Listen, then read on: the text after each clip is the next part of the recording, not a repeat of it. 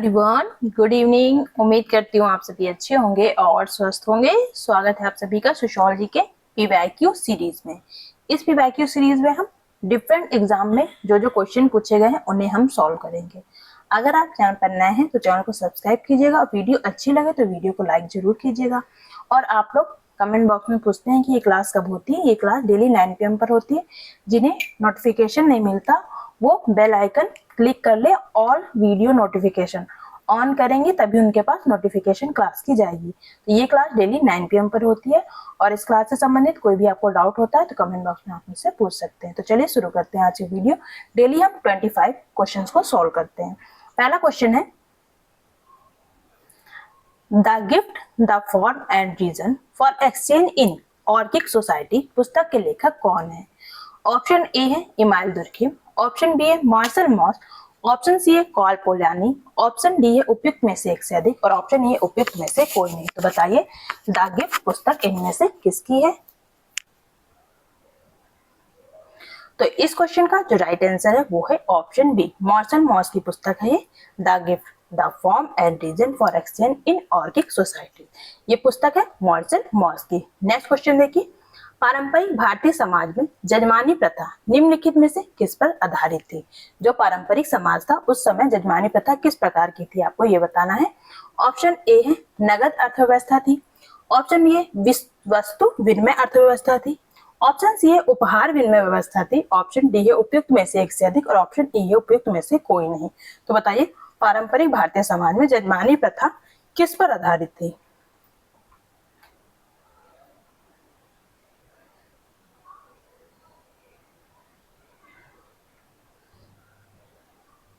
तो ये वस्तु विनिमय प्रणाली पर आधारित थी। इसमें क्या होता था, इसमें लोग क्या करते थे, कुछ वस्तु जो सेवा करते थे उनका, जैसे जो कमीन होते थे और जो जजमान होते थे, जजमान उन्हें कुछ अब सेवा का प्रदान करते थे वस्तु के माध्यम से। ऑप्शन बी इसका राइट आंसर है, वस्तु विनिमय अर्थव्यवस्था। नेक्स्ट क्वेश्चन देखिए,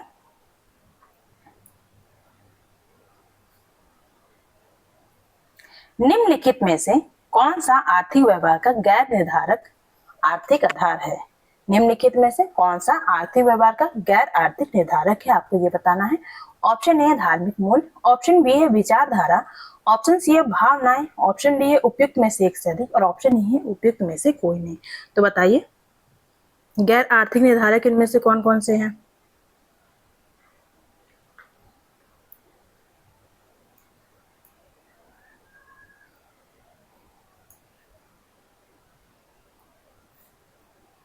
तो इसमें आपका धार्मिक मूल्य, विचारधारा और भावना ये सभी क्या है, गैर आर्थिक निर्धारक है।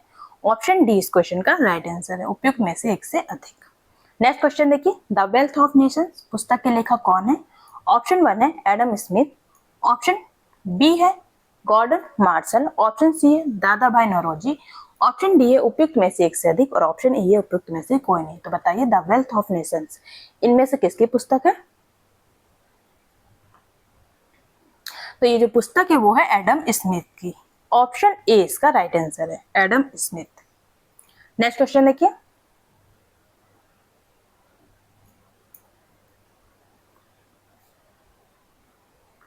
नेक्स्ट क्वेश्चन है, निम्नलिखित में से किसने जजमानी व्यवस्था के महत्व पर जोर दिया है?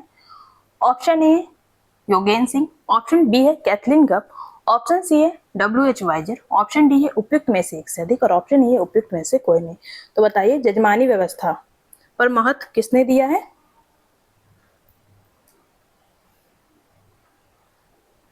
तो ये दिया है WH वाइजर ने। ऑप्शन सी इसका राइट आंसर है। इनकी पुस्तक है एक काफी फेमस है, जजमानी सिस्टम नाम से, द हिंदू जजमानी सिस्टम।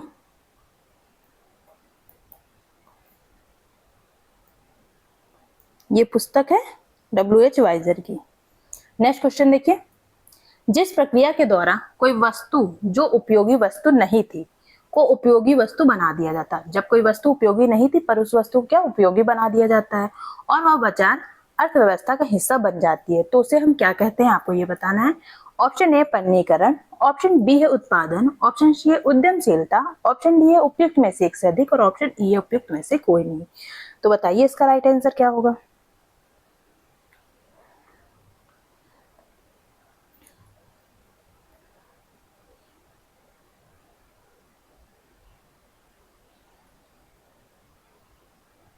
तो इस क्वेश्चन का जो राइट आंसर है वो है ऑप्शन ए, पन्नीकरण, जिसे इंग्लिश में हम कम्बोडिफिकेशन कहते हैं, कम्बोडिफिकेशन।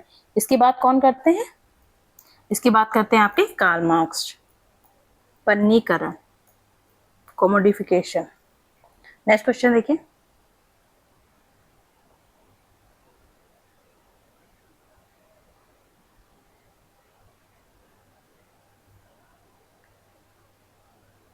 अगर आपको इसकी पीडीएफ चाहिए होगा तो मुझे कमेंट बॉक्स में बता दीजिएगा, मैं आपको टेलीग्राम चैनल और व्हाट्सएप ग्रुप पे इसकी पीडीएफ शेयर कर दूंगी। नेक्स्ट क्वेश्चन है, ऐसा निकाय जो एक विशेष क्षेत्र में विधि सम्मत एकाधिकार का सफलतापूर्ण दावा करता है उसे किस रूप में हम जानते हैं। ऑप्शन ए है राज्य, ऑप्शन बी है राष्ट्र, ऑप्शन सी है सरकार, ऑप्शन डी है उपयुक्त में से एक से अधिक और ऑप्शन ए है उपयुक्त में से कोई नहीं। तो बताइए, एक ऐसा निकाय जो एक विशेष क्षेत्र में विधि सम्मत एकाधिकार का सफलतापूर्वक दावा करता है उसे हम क्या कहते हैं।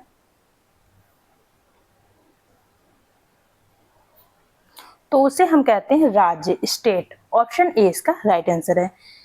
ये परिभाषा किससे मेल खा रही है, मैक्स वेबर ने कहा था कि एक राज्य एक भौगोलिक राजनीतिक इकाई है जो एक परिभाषित भौगोलिक क्षेत्र के भीतर भौतिक बल के वैध उपयोग पर सफलतापूर्वक एकाधिकार का दावा करती है। ये कहा था आपके मैक्स वेबर ने।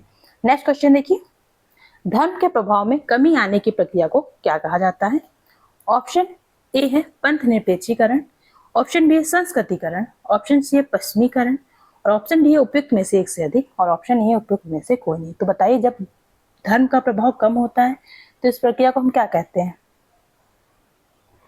तो इसे हम पंथ निरपेक्षीकरण या धर्म निरपेक्षीकरण कहते हैं। ऑप्शन ए इस क्वेश्चन का राइट आंसर है। नेक्स्ट क्वेश्चन देखिए,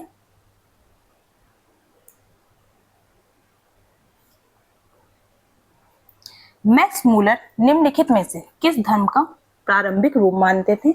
ऑप्शन ए प्रकृतिवाद, ऑप्शन बी एकेश्वरवाद, ऑप्शन सी है जीववाद, ऑप्शन डी है उपयुक्त में से एक से अधिक और ऑप्शन ए है उपयुक्त में से कोई नहीं। तो बताइए, धर्म का प्रारंभिक रूप मैक्स मूलर ने क्या माना है।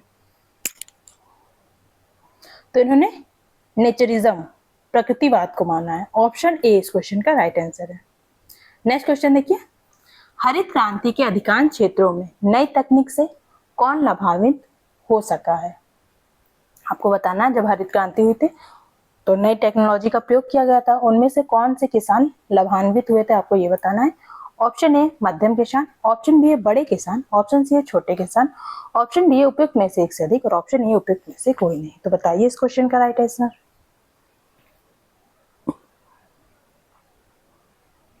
आपसे एक रिक्वेस्ट है, अगर आपको वीडियो अच्छी लगती है तो वीडियो को लाइक भी किया कीजिए और दूसरों के साथ शेयर भी किया कीजिए। ऑप्शन बी इसका राइट आंसर है, बड़े किसान, option B. Next question,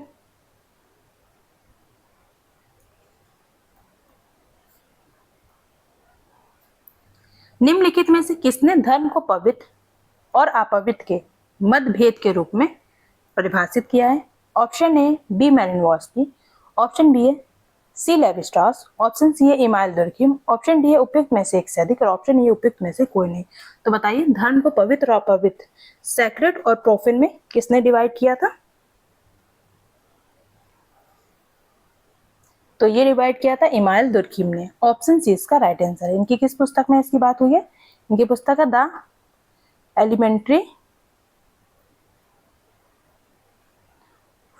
forms of religious life. इस पुस्तक में इन्होंने धर्म का सिद्धांत दिया था। नेक्स्ट क्वेश्चन देखिए, एक सामाजिक आंदोलन की क्या विशेषताएं होती हैं। ऑप्शन ए निरंतर सामूहिक कार्रवाई होती है, ऑप्शन बी नेतृत्व होता है, ऑप्शन सी साझा उद्देश्य और विचारधाराएं होती हैं, ऑप्शन डी उपयुक्त में से एक से अधिक और ऑप्शन ए उपयुक्त में से कोई नहीं। तो बताइए, एक सामाजिक आंदोलन की क्या विशेषता होती है। तो इसका जो राइट आंसर वो है ऑप्शन डी, उपयुक्त में से एक से अधिक। इसमें सामूहिक मतलब लोग मिलकर इसमें खड़े होते हैं, एक लीडर होता है, एक नेता होता है, देन साझा उद्देश्य होते हैं और लोगों की एक आइडियोलॉजी होती है जिसके प्रति क्या होता है, सामाजिक आंदोलन किया जाता है। ऑप्शन डी इसका राइट आंसर है, उपयुक्त में से एक से अधिक। नेक्स्ट क्वेश्चन,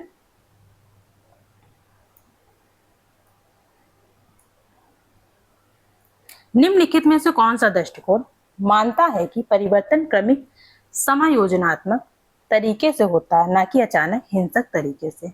ऑप्शन ए संरचनात्मक प्रकारात्मक परिप्रेक्ष्य, ऑप्शन बी संघर्ष परिप्रेक्ष्य, ऑप्शन सी चक्रीय सिद्धांत, ऑप्शन डी उपयुक्त में से एक से अधिक और ऑप्शन ए उपयुक्त में से कोई नहीं। तो बताइए किसका मानना है ये?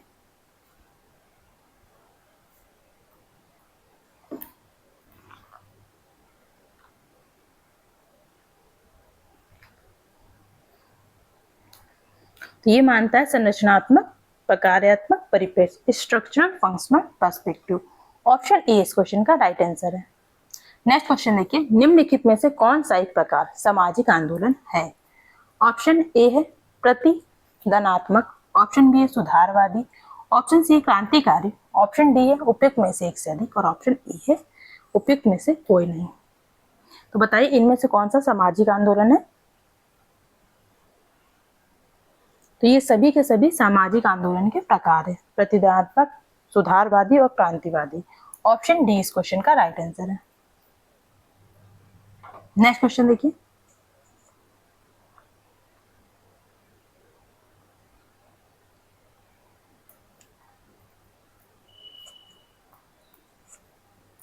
महिला आंदोलन किस प्रकार का सामाजिक आंदोलन है?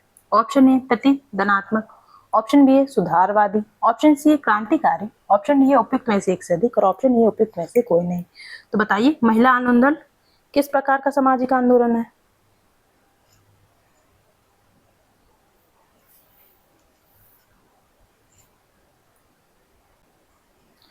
तो इस क्वेश्चन का जो राइट आंसर है वो है ऑप्शन डी, उपयुक्त में से एक से अधिक। क्योंकि महिला आंदोलन को आप किसी एक प्रकार में डिफाइन नहीं कर सकते, क्योंकि या सुधारवादी भी हो सकता है। जब हम कानूनी और सामाजिक सुधार की मांग करते हैं देन कई रूपों में ये क्रांतिकारी स्वरूप ले लेता है। जैसे पितृसत्तात्मक संरचना को जब हम चुनौती देते हैं, तो इसी तरह उपयुक्त में से एक से अधिक इसका राइट आंसर है। नेक्स्ट क्वेश्चन देखिए, अर्जित लक्षणों के आधार पर जनजातियों का वर्गीकरण किस मानदंड का उपयोग करता है? ऑप्शन ए आजीविका के साधन, ऑप्शन बी हिंदू समाज में समावेश की सीमा, ऑप्शन सी है भाषा, ऑप्शन डी है उपयुक्त में से एक से अधिक और ऑप्शन ए है उपयुक्त में से कोई नहीं। तो बताइए इस क्वेश्चन का राइट आंसर। अर्जित लक्षणों के आधार पर जनजातियों का वर्गीकरण किस मानदंड का उपयोग करता है? तो इस क्वेश्चन का जो राइट आंसर वो है ऑप्शन डी, उपयुक्त में से एक से अधिक। इसमें आजीविका के साधन को भी सम्मिलित किया जाता है, देन हिंदू समाज में समावेश की सीमा और भाषा, उपयुक्त में से एक से अधिक इसका राइट आंसर होगा। नेक्स्ट क्वेश्चन देखिए,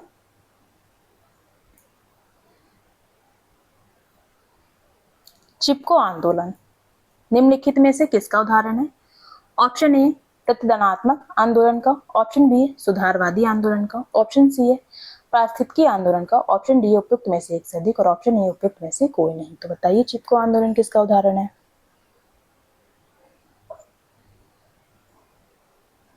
तो ये एक एनवायरमेंट मूवमेंट था।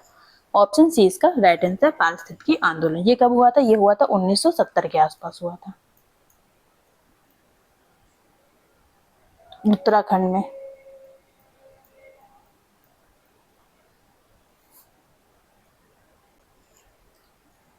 उत्तराखंड के चमोली जिले में हुआ था।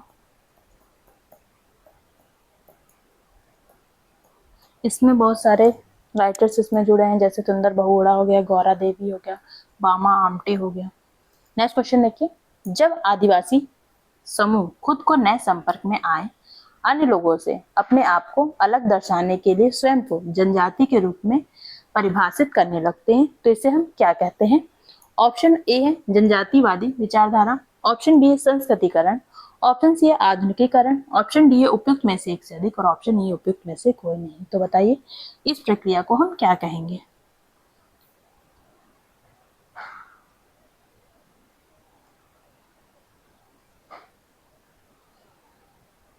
तो ये प्रक्रिया जनजातिवादी विचारधारा है?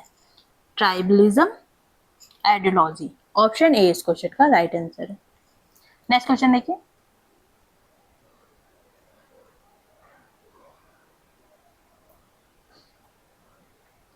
उन्नीस के दशक में नए किसान आंदोलन किस क्षेत्र में प्रारंभ हुए हैं?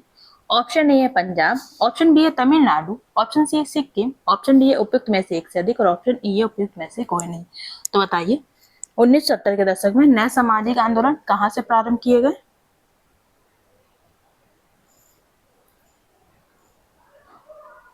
इस क्वेश्चन का जो राइट आंसर है वो है उपयुक्त में से एक से अधिक, जिसमें हम पंजाब को भी पढ़ते हैं और तमिलनाडु को भी।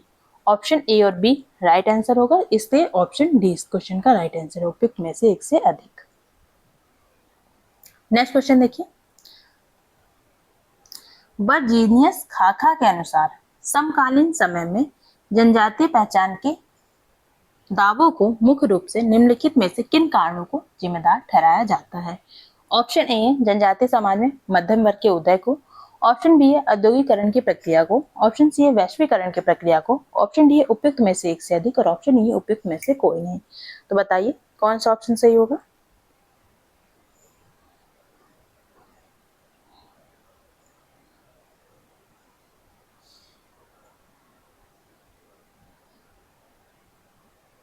तो इन्होंने तीनों दावों को जिम्मेदार ठहराया, जैसे जनजातीय समाज में मध्यम वर्ग के उदय को, औद्योगिकरण की प्रक्रिया को भी और वैश्वीकरण की प्रक्रिया को भी। ऑप्शन डी इस क्वेश्चन का राइट आंसर है, उपयुक्त में से एक से अधिक। नेक्स्ट क्वेश्चन,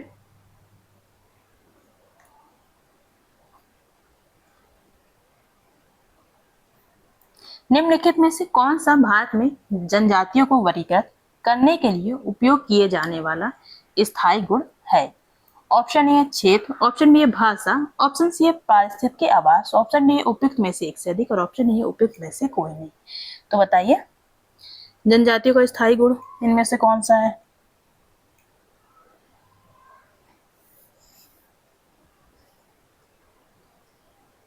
तो सामाजिक सांस्कृतिक पहचान का एक जो गुण है वो है भाषा। ऑप्शन बी इसका राइट आंसर होगा, लैंग्वेज। नेक्स्ट क्वेश्चन देखिए, माल्थस के जनसंख्या वृद्धि के सिद्धांत को उनके निम्नलिखित में से किस कार्य में रेखांकित किया गया है? Option A an essay on the principle of population, option B है theory of population, option C है dynamics of population, option D है उपयुक्त में से एक से अधिक और ऑप्शन ई है उपयुक्त में से कोई नहीं। तो बताइए इस क्वेश्चन का राइट आंसर माल्थस ने कौन सी पुस्तक में जनसंख्या वृद्धि का सिद्धांत दिया है?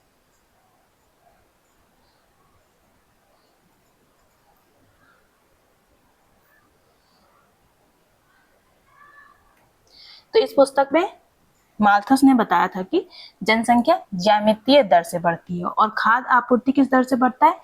अंकगणितीय दर से बढ़ती है। ये पुस्तक आई थी 1798 में।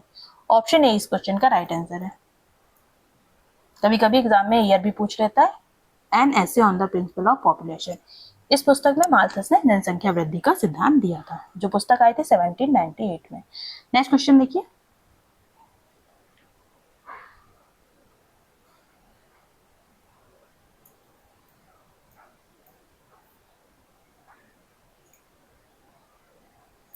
माल्थस के अनुसार जनसंख्या वृद्धि के लिए कृत्रिम निरोध क्या है?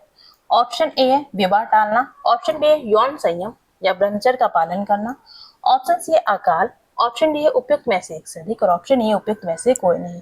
तो बताइए जनसंख्या वृद्धि के लिए कृत्रिम निरोध इनमें से कौन सा है?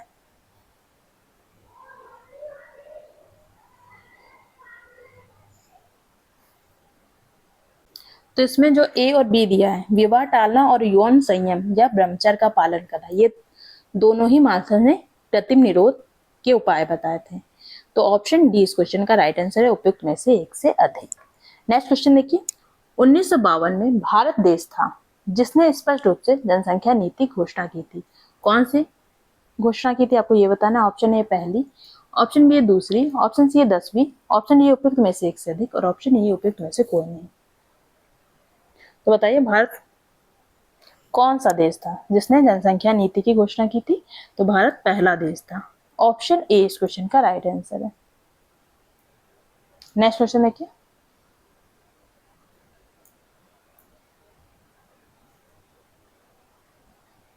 माल्थस के अनुसार जनसंख्या वृद्धि पर प्राकृतिक निरोध क्या है?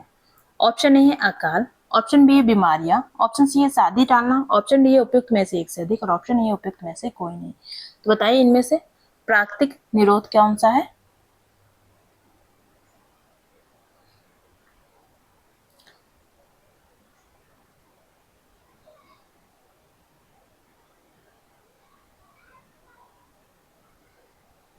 तो इस क्वेश्चन का जो राइट आंसर है वो भी ऑप्शन डी होगा, उपयुक्त में से एक से अधिक, क्योंकि अकाल हो गया और बीमारियां, ये दोनों क्या है? ये दोनों ही प्राकृतिक निरोध बताए थे माल्थस ने, इसलिए ऑप्शन डी इस क्वेश्चन का राइट आंसर होगा। नेक्स्ट क्वेश्चन देखिए, भारत में परिवार नियोजन कार्यक्रम को किस वर्ष झटका लगा? ऑप्शन ए है 1975-76 में, ऑप्शन बी है 1990-91 में, ऑप्शन सी है 2000-2001 में, ऑप्शन डी है उपयुक्त में से एक से अधिक और ऑप्शन ए है उपयुक्त में से कोई नहीं। तो बताइए कौन सा ऑप्शन राइट होगा?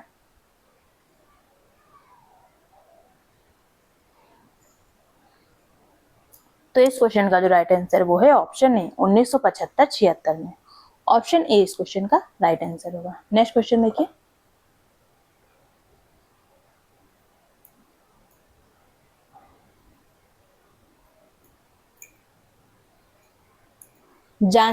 जनसांख्यिकी संक्रमण का सिद्धांत निम्नलिखित में से किससे जुड़ा है? ऑप्शन ए आर्थिक विकास का समग्र स्तर से, ऑप्शन बी आधुनिकीकरण की प्रक्रिया से, ऑप्शन सी पश्चिमीकरण की प्रक्रिया से, ऑप्शन डी उपयुक्त में से एक से अधिक और ऑप्शन ए उपयुक्त में से कोई नहीं। तो बताइए जनसांख्यिकी संक्रमण का सिद्धांत निम्नलिखित में से किससे जुड़ा है?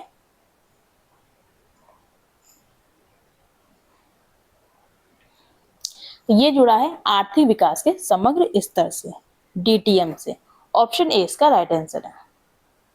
नेक्स्ट क्वेश्चन है और आज की वीडियो का ये लास्ट क्वेश्चन है, भारत में आयु विशिष्ट लिंग अनुपात की गणना किस वर्ष में हुई थी?